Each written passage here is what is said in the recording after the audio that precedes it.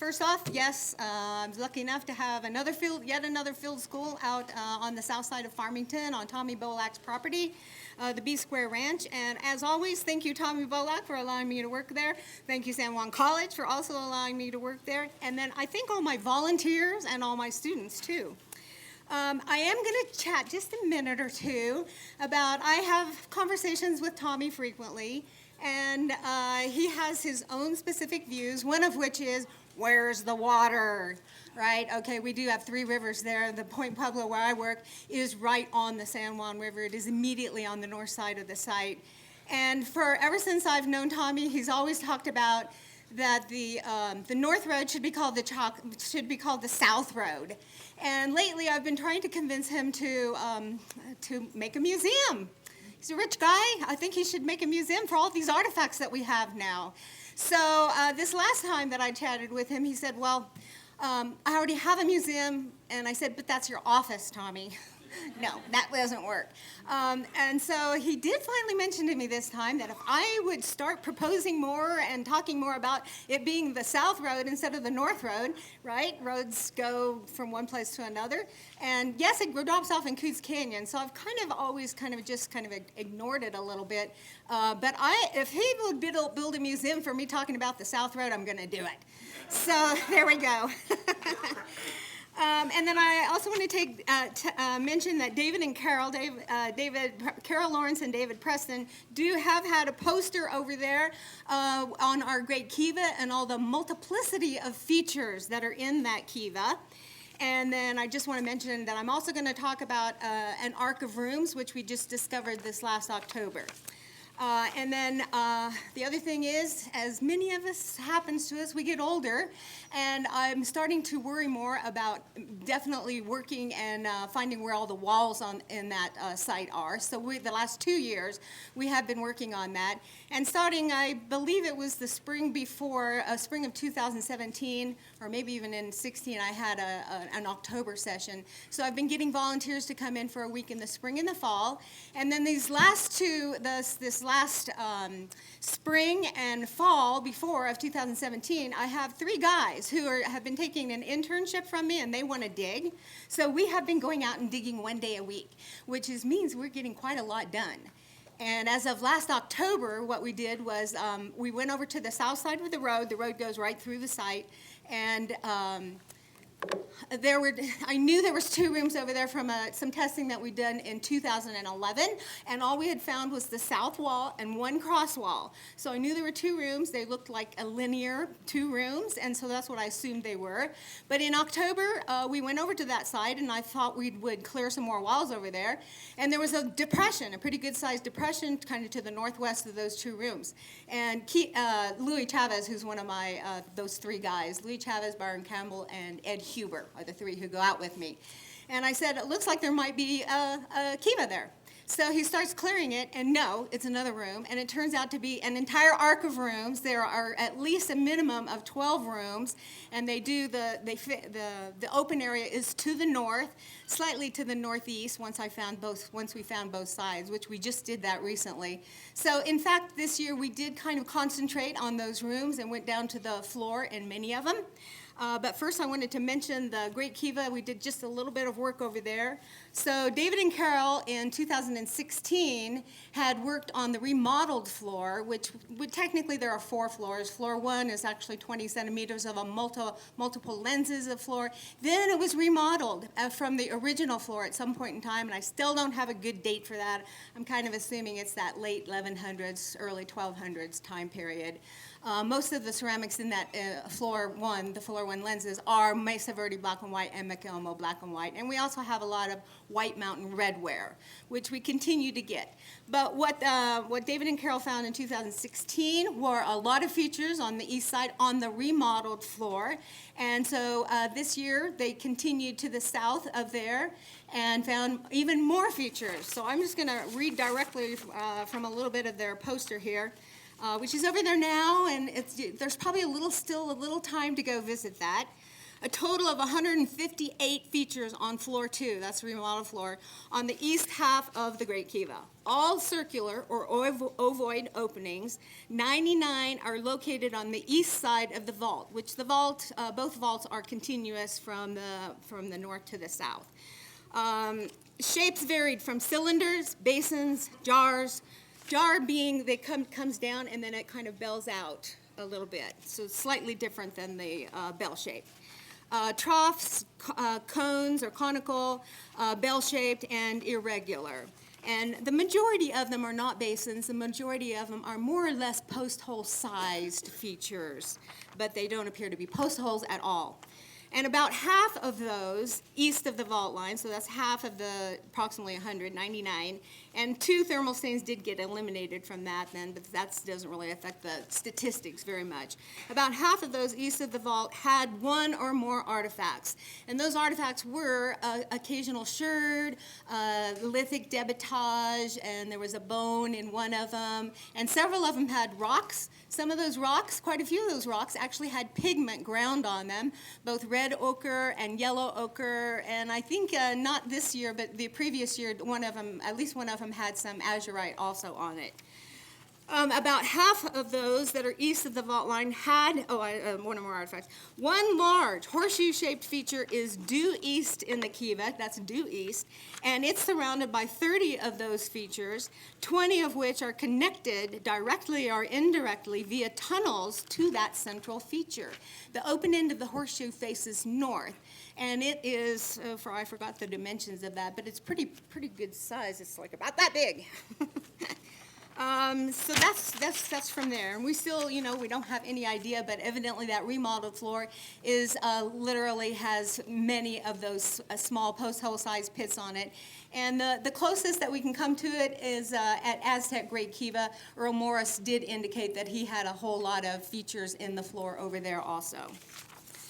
Okay, on to the other things that we did. Let's see, what else? Oh, and Louis is working on the west vault. We have done some work on the eastern vault, and I had kind of put off. The western one was kind of messed up, so I'd been putting that off, but he's working on that now. Floor 4. There is a 4th floor that we found last year when we went down, and the original floor of the Great Kiva, where the bottom of the bench is, below that, on that floor, is a 40-centimeter layer of clay that they prepared specifically to make that original floor. However, when we went down further, of course, there was something beneath. So there is a floor 4 underneath, and that was actually, so at the bottom of that 40 centimeters was this basin hearth. And then that was another clay lens that was 28 centimeters. We did get a very nice archaeomag off of that basin hearth in floor 4, and that was 910 to 1040. So that's pretty good, nice and early. I have no idea. We still need to go to the south or the north, but I think I'm going to go to the south to figure out what kind of walls were on that structure down there, and where are they in relationship to that part of that floor. They did find sterile underneath that, yay. And there's 2 small kivas that we've been working on, and Louis has been doing this project where he is looking at all kivas, and he is copying and making and drawing the plan view of those to put into a database of his own, which, if anybody's interested in that, he's got quite a database set. So he had worked on, we had worked on those the previous year, but he went back and he exposed we had put trenches through them, but this year he went back in our volunteer time period and exposed the entire southern half of the smallest, the 20-10, which is probably only about maybe a little over 3 meters, 3.5 meters maybe. That's the one that I believe I mentioned last year, that it has painted walls. They're maroon 3/4 of the way up, and then the top, approximate 1/4, is painted white. So those are the colors that you see in the Great Kiva at Aztec, which is very interesting. And then also last year we did over in the Great Kiva, another Aztec little alignment there, is that the pier that was hidden in the roof support platform of Chacoan type masonry, although it can't be Chacoan because it's on that remodeled floor. It's set on a layer of cobbles, but that did have 8 logs that went across it, similar to at Aztec. It's 12 logs that actually go across that and are set more or less. I think it's been hypothesized sort of as rebar in there. So we still need to find the south of the floor for it. There's okay, and he finished that. Okay, the bench on the south side of 20-10, the small kiva, does widen as it goes towards the vent shaft, and it does have a very nice vent shaft that actually was filled with a lot of stuff too. There is bedrock. They actually flattened the bedrock on the bottom of the vent shaft, so that was nice to have that. And it widens, so the bench is about that wide, and as it goes towards the vent shaft, it gets to being, I don't think it's quite a meter, but it's probably 3/4 of a meter wide there. Okay, now on to and he did expose a little bit of the 20-14 kiva, which does have the big San Juan style pilasters, but there was too much dirt and it was all clay, so we are going to have to get some bigger equipment out there. Okay, the Arc of Rooms, Mesa Verde, that does, and I think one of the older had that listed as the Mesa Verde portion of the site. However, there is Mesa Verde ceramics all over the site. There's also a whole lot of early P2. We got both Cortez black and white, and we have quite a good quantity of the Cibola red mesa black and white, and even some of the earlier Keatuflana. So definitely this site was occupied 850 till the end, I believe, and it could go back earlier than 850. It's just there's so much late stuff that's all on top of that. Let's see, painted walls, the Arc of Rooms. Okay, the Arc of Rooms, 12 of them. Unfortunately, that Tennessee Boulevard, which they built through the site in the 1950s, did cut both ends of the Arc of Rooms. And on both sides, it actually went below the floors of the rooms on the south side. But we catch rooms on the north side, on the east side of that Arc of Rooms, not on the west side. We have some walls there, but they are contiguous that go straight across. So it looks like the walls of the Arc connects up to the walls on the west side. On the east side, I don't have any walls to connect to it yet, but I suspect that there will be. That's going to be tough, though, because there's nothing, that wall just ends, and it's on a steep slope, so it ends here, and the site continues down here, but there's no evidence of floor or anything yet. That's more work we need to do. The walls of the Great Kiva are definitely Chacoan. There's no doubt about that. Now, the walls of the rooms, not so Chacoan looking. The walls of this Arc of Rooms are masonry. They're about 40 centimeters wide, 40 to 50 maybe in some areas. And it is chinked, and it's mostly sandstone, very few cobbles. There is a lot of cobble architecture on the site because what's in front of us? The river full of cobbles. And what's behind us? About 250 to 300 feet of Ojo Alamo sandstone. That stuff just, every time it rains or snows or even blows away, it turns to sand. So as Michelle mentioned for Aztec North, that's one reason you don't see much rubble there on the top, because it's all turned to just lumps of sand.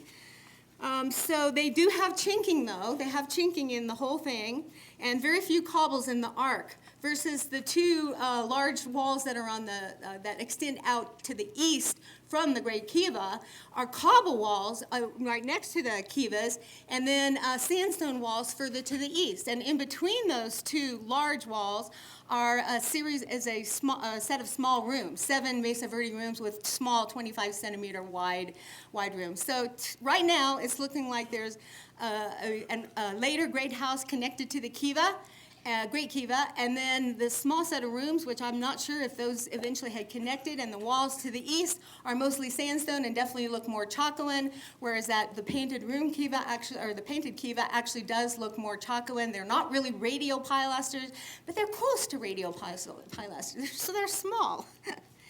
1 minute, huh? Let's see. The rooms average 2 meters in width. It's just one row of rooms, not two. And the smallest is on the northeast. That one's only about 1.5 by 1.5 meter. The rest of them range from a little over 3.5 to that 2 meter width. And there's one that's really small, right on the curve, which is very, very small. And that is right where a power pole was put in at some point in time. I don't know when. And it really did very little damage. They had to have used an auger, but it did take out part of a wall there. Future work, we're going to continue on that western fall. I want to put in a trench to the south to find the other side of that floor for hearth, and we will definitely continue on working on the Arc of Rooms. Most of those rooms, we did get down to floor 1 of them, had slab-lined pits, slab-lined cysts in them. One of them was a very multiple-part mealing bin, and they do seem to be just domestic rooms with not really hearth. Most all those features were filled with ash. And I know there was something else I wanted to say. Oh, well, I guess that's it.